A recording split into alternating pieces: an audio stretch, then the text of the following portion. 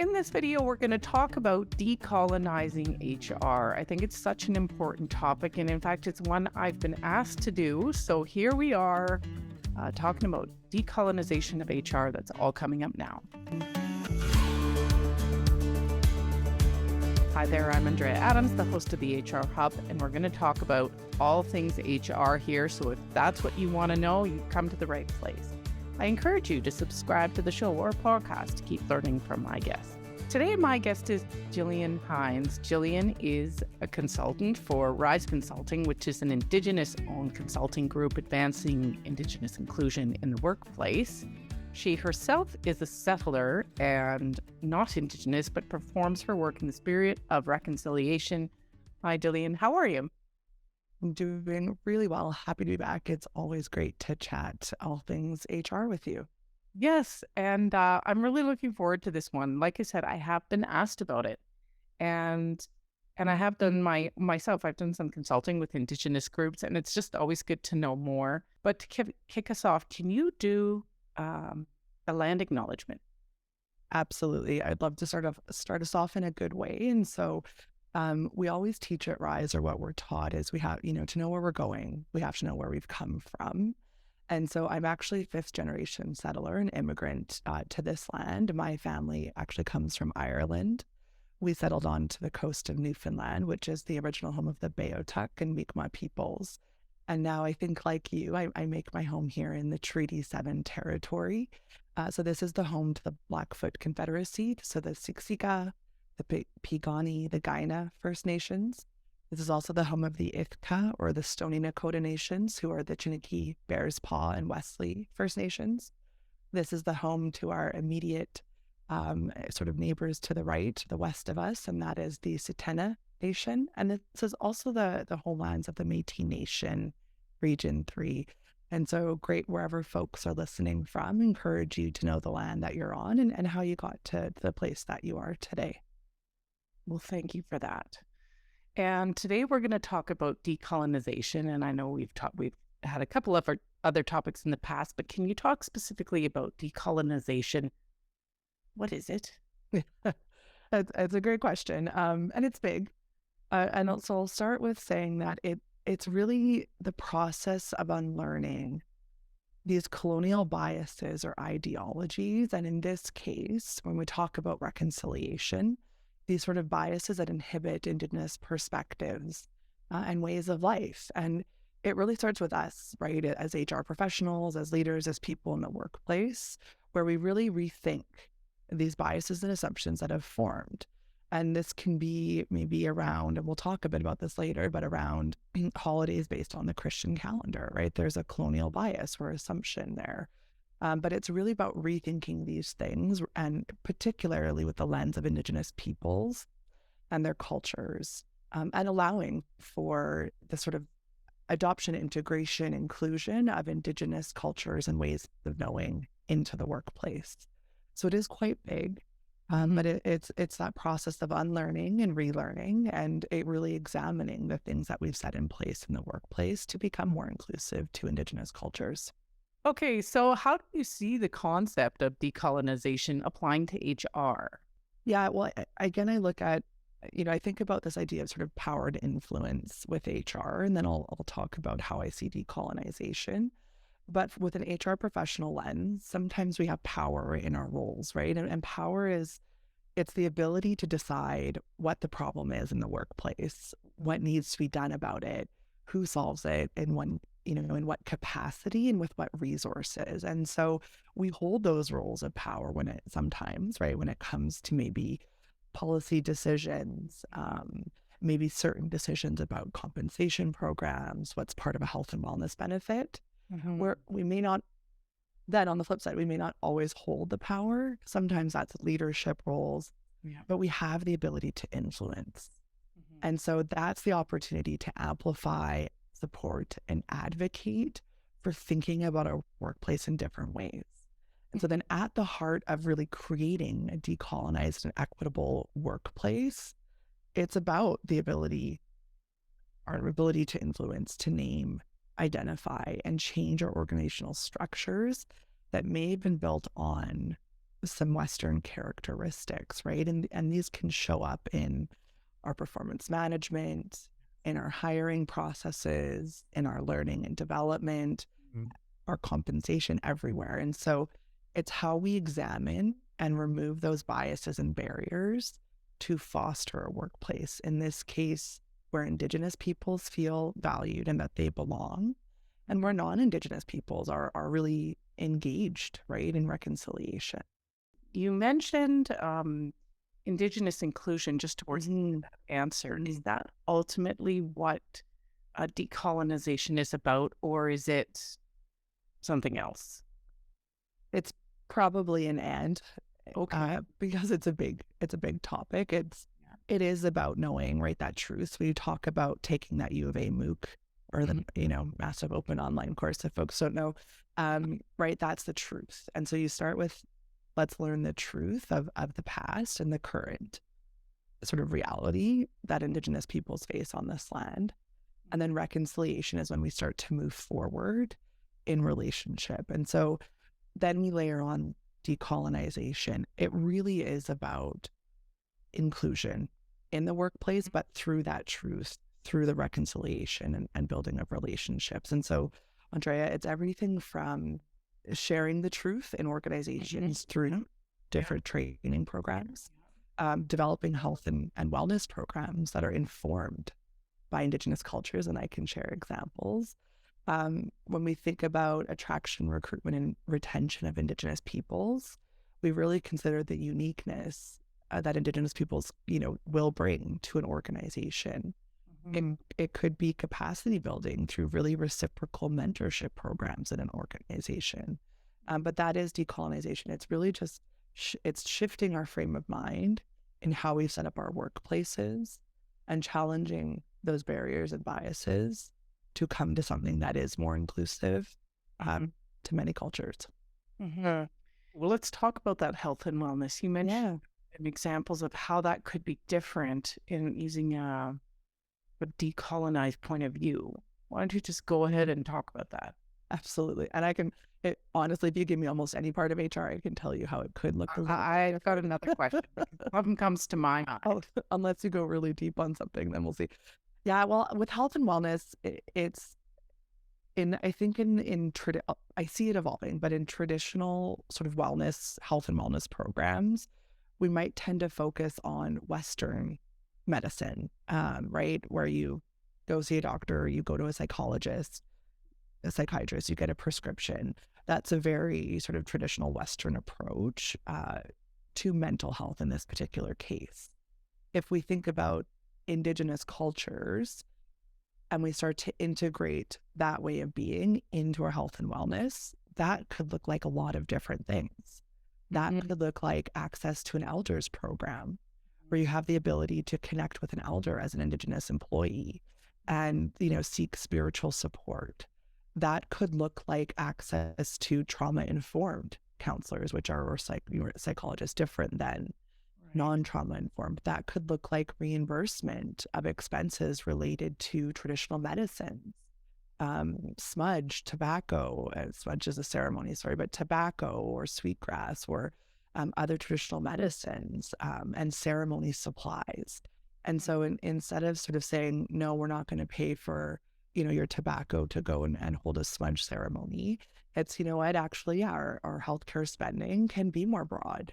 And you can use it for the things that really support your spirit and your mental health and wellness. And then if we do that for Indigenous cultures, if we start to broaden that lens, how might we then sort of include many cultures in that spiritual practice? So often we're in cost control when it comes to, is this going to add cost? Well, I sort of say it doesn't have to, right? So if let's say you have a $1,500 healthcare spending account, you don't have to add to that per se, but what you can do is widen the parameters of what gets to be claimed on an HSA.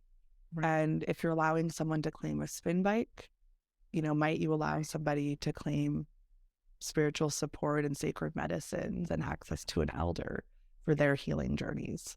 Yeah, for sure. For sure. Can you think of a different example, an area of HR where we really need to be looking at decolonization? That's not health and wellness. Oh, I'll give you maybe one or two, probably more than two. I'll start with two. Okay. Honestly, I won't call it a quick win per se, but one that is, I think, fairly obvious in most organizations is really that time off. And I know we talked a little bit about bereavement leave in our first discussion together, but many of our corporate calendars, a little bit related to sad days, are shaped around Christian calendars, Christian dates of time off. And so, could we move to something that's more flexible and paid time off to say we acknowledge that, and this isn't just for Indigenous peoples, but we acknowledge that people may not celebrate Christmas. And so instead of taking that day around Christmas, could we do a day in lieu on winter solstice or Ramadan or whatever that sort of celebration is for you? And certainly, bereavement leave, we've talked about that, where let's broaden out the definition of family. In many cultures, it's broad, and it does, why is it 3 days? Why can't it be 10 or whatever that looks like, right? And so just in how we look at our time off, I think is a really great opportunity for organizations. You don't have to go there all at once, but really just start to think, if we really shape our days around a certain calendar, how might we become a little bit more flexible in how we offer some of those dates off? Yeah. I would say another one for me that's really important is how we look at attraction and recruitment. And I don't have all the answers here, but if you look at job postings, we really do value academic requirements and Western academic requirements. We actually see this with, newcomers and immigrants whose academic requirements aren't as valued as, North American or Western European per se. And Indigenous folks, I hear a lot from people who say, well, in my culture, I have a PhD, right? And sort of in my language, in my culture, in my ceremony, I would be considered like elders have PhDs, or traditional knowledge keepers might have a master's. So sort of jokingly, but how important their lived experience is in their communities. And so how might we start to really examine Western academic requirements? And when can lived experiences be as important or side by side, right, parallel with different academic requirements? If we conduct interviews, can we share interview questions ahead of time? Folks prep anyway. Yeah. Let's give everyone a really similar, or all the talent acquisition folks are probably call me later. Right? But could we have more open questions? Can we share? Can we center our questions on values and lived experiences as much as the professional qualifications that we've deemed relevant? One area that I think, especially after attending the MOOC, that I think HR needs to look at is performance management. Yes, absolutely. Well, and, most settlers will agree that, performance management, especially when it comes to sort of the disciplinary aspects of performance management, that those struck me as being enormously not aligned with Indigenous culture. I mean, whatever that is, but it just didn't fit. Yeah, this is a big one. And, even think about our performance management systems, to your point, certainly the sort of corrective discipline, progressive discipline systems, but even how we rate folks. So, like a lot of organizations use pay for performance. It sets a really competitive work environment. Right. And in many Indigenous, sort of another way of being in many cultures is connection and collaboration and community. And so that's a great example of, we've set up this performance structure with a Western ideal in mind. that actually has really negative impacts on people in the workplace, right? It creates competition, it leads to some toxicity. So what if we looked at it from Indigenous worldviews where we say, what might happen if we valued co-creation, collaboration, and community in our performance systems as much as we value individual output and quantity and rate these things? And so just that simple question, and maybe you're not redoing your whole thing because all your systems are deeply entrenched, but maybe that question allows you to start to say, let's talk about how people collaborate. How do they work together? What's a great example of somebody who's amplified another person in the workplace? How can we reward that behavior as much as we reward somebody's individual output? I think all of us can see that there are challenges to decolonizing HR, but when you think about it, what comes to mind? For me, it always starts with the individual. And so we can't expect a profession, right, or the series of people in a workplace to move towards decolonization until we've done our own. As settlers and non-Indigenous folks in particular, we have an incomplete understanding of truth and reconciliation of Indigenous worldviews. Because how can you decolonize if you don't understand those worldviews?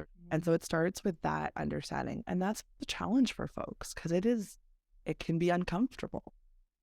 It can create discomfort to think like, hey, I'm really upholding this colonial system that's really been designed to exclude this particular group of people. And so right then from there, then you start to say, how does exclusion show up in the workplace? Right? Are we looking at jobs in an equitable way? Is there pay gaps for Indigenous peoples? What kind of jobs are we giving Indigenous folks? How can we think about leadership in different ways? And so I think for HR professionals and in any kind of decision-making roles, anybody, it's to really unpack that role that you hold in the system. So it's about asking why, right? Why did we design the policy the way we did? Why did we choose a performance management system that centers on competition? Who does this policy or program center, right? Who are we centering in this work? And you can usually see that if we take performance management by looking at who gets rewarded the highest. And then, you have to ask yourself, who does this policy or program exclude, right? And so that's and it's challenging to do this work. It's daily. You have to be really thinking about this in the work that you're doing. I would think that you need leadership support as well. Absolutely. Yeah. And they also have to do the work, which is another challenge. Right. How can organizations ensure that their HR policies and practices are inclusive of Indigenous peoples and their perspectives? Yeah. And so, if I build on, right, do the work yourself. Yeah. Start asking these questions, use your influence as an HR professional with your leaders. I then start to think, for me, when we're designing or redesigning our policies, processes, and programs, it has to be human-centric. And that's I find a buzzword now. But in this case, what I believe it to mean is that Indigenous peoples really have to be at the heart of this creating and reviewing and implementing, right, our workplace culture and policies for it to be equitable. And so that could look like, now I'll say, you have to think about compensation and protocol because we're asking folks to do extra work. And that's always the risk of having equity deserving folks, right, do the work here. But you could engage with employees who are Indigenous through your affinity groups or your employee resource groups and ask them, what's their hope for this organization? How might they see different traditional teachings intersect with organizational values? If organizations have strong relationships with Indigenous communities externally, there's also ways, and I've seen kind of neat things in setting up Indigenous advisory councils to sort of seek this coaching. But again, always through that lens of compensate, there's reciprocity and knowledge sharing and protocol to follow. I also think just generally, Andrea, is that we use language and approaches that's preferred by the person. It's about being conscious that our language, even in policy design or performance management word choice, becomes more diverse. And just being really mindful that we created these systems at a point in time and we have to evolve them. And so, right, gone are the days of, okay, we'll look at it once a year, check the data, move on. It's like, okay, well, let's start looking at this with those original questions. Why did we design this the way we did? Right? Who was it intended for at that time? Who is it excluding today? And how do we adjust it going forward? Do you have any examples, like of an organization you know of that's actively working towards decolonization, in particular HR, and what that looks like for them? It's a good question. I'll share a few examples with the sort of caveat that I personally haven't seen in any organization that's, I think, truly decolonized. But I'm seeing a lot of really neat things happening. And so the first one I'll actually start with is Indigenous-owned, Indigenous-led. And they're probably one of the sort of leading examples that I've seen in that sort of way of decolonizing. And so the company is Alder Hill Planning. So I believe they're out of BC, and they do work with Indigenous communities, with organizations. They focus on like strategic planning, community engagement. Yeah. But what they've done is they've decolonized their standard work week and daily work hours. So it's not like a 40-hour, 5-day a week. They've developed a non-hierarchical organizational structure. And so a lot of sort of collaboration, participatory decision making. It's not, one person at the top. It's sitting sort of in a circle and participating in decision making. They offer healing support. Right, if you need to go ride your bike in the mountains or go walk by the river for your healing on a Wednesday at 2, right, go for it. Do what you need to do to heal yourself. And so I would say Indigenous-owned, Indigenous-led is probably a good signal that we're thinking a little bit differently about organizations. But I'll give you a couple of Western examples that I see. So on the sort of health and benefits side, there's I believe they're forestry, Tokal Industries.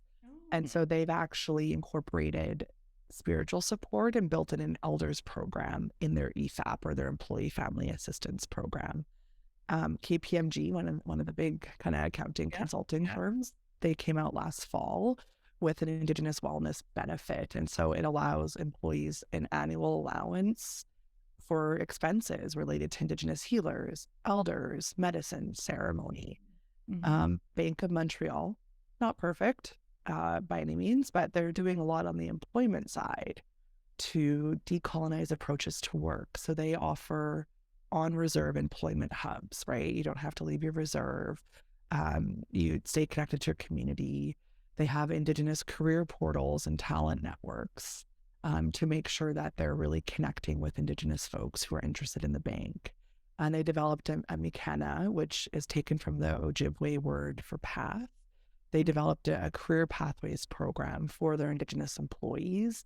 And it is about sort of reciprocal mentorship, career coaching, and guidance. And so I would say it's a little bit more traditional, sort of like how we might run a career pathways program, but really focused on co-creating career development with their Indigenous employees and building this sort of sense of kinship, that collaboration, that co-creation together. So just a few examples that I see in more of the HR programming. Final question here. How is decolonization going to benefit all employees? I truly believe when we do the work to learn not only the history that we've had in this land, and I keep saying history, but there's still current harm for Indigenous peoples in this land. I think that starts, right, the truth. I think that truth really sheds a light on the role that we all have to play in this country. And then I think about the workplace, when we have the opportunity to learn different cultures, different ways, right? Different lenses, And then we can start to build this culture of reconciliation. It's very similar to like inclusive and cultures of belonging, right? We're ensuring that folks can come in and bring really different perspectives and make us better as organizations, right? And we know there's return on investment there. We know there's a sort of a bottom line increase. We're more innovative when these things happen. And in Canada, we have a responsibility to Indigenous peoples as the original peoples, the current peoples, the stewards of this land. So I would say it's all the sort of same. I don't love the business case, but it's the business case, right? All the business case things we hear. Yeah. And then, like I said, if we just start to think of it differently, right? How does, on the performance side of it, how does co-creation and collaboration create better outcomes for us? If we were to build that into our performance management process, might we all work better together? Might we not step on each other to get to the next position? Might we come together as a team and deliver something better together than we would have done as individual components of that system? Well, thanks, Gillian. That was just so important and necessary. I would encourage everyone out there who is on their journey of reconciliation to consider the MOOC. I thought that was so great. Gillian and I also did a couple of episodes on related topics here and here. Thanks for watching out there. We'll catch you next time when I talk with another insightful guest.